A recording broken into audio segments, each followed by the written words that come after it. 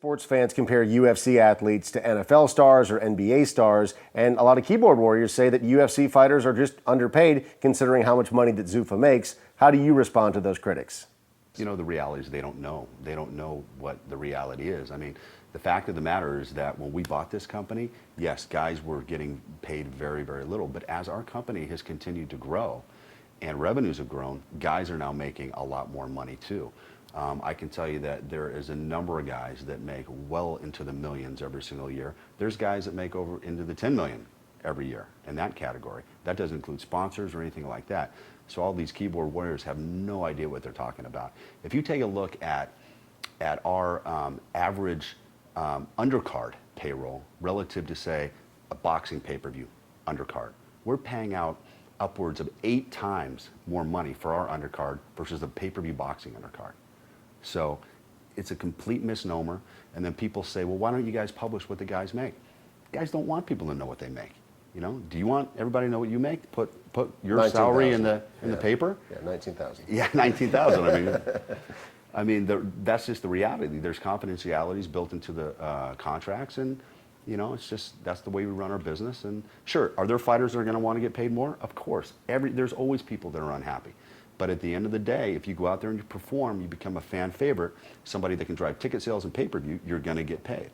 There's only a couple of more roadblocks for Zuffa here in the U.S., one of those being, of course, the state of New York. From what I understand, there's some beef between your family and a union, and that union just happens to contribute a lot of money to one of mixed martial arts' major opponents in the government of the state of New York. Can you tell us if that's correct and kind of help us understand how this battle is going on?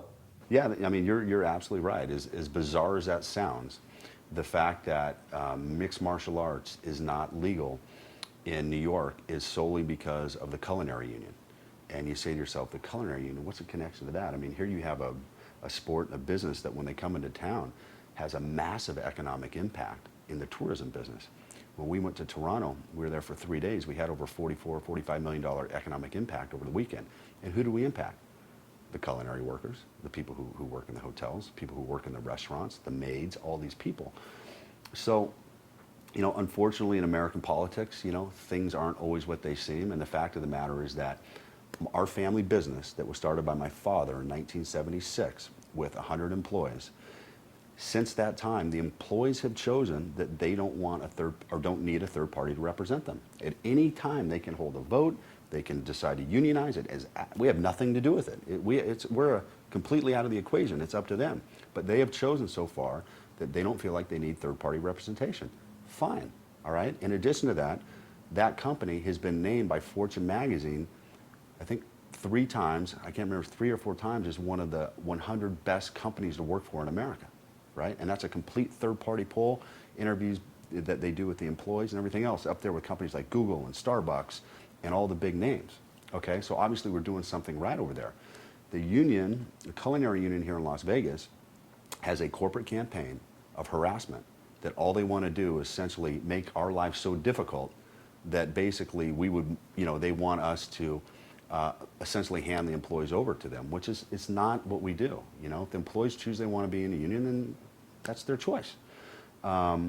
Because of that, they feel like they found a point of leverage in New York because they obviously believe they have the political power to hold up the bill in New York. And to this point, I guess so far they have. But, you know, we're going to continue to fight. We're going to continue to educate. And at some point, I think the general public's going to get fed up with it. And if I was a member of the Culinary Union in Nevada or New York, I'd be like, why are you using my dues that I pay you to keep mixed martial arts out of New York, when if the UFC came to New York, they'd actually be helping me because I'd be making tips and I'd probably be working more hours and everything else. It's a twisted world. You mentioned your love for boxing earlier, how that is what brought you and Dana White back together after many years. Would Lorenzo Fertitta and Dana White and the Zuffa family ever consider getting into the boxing world to help fix that broken model?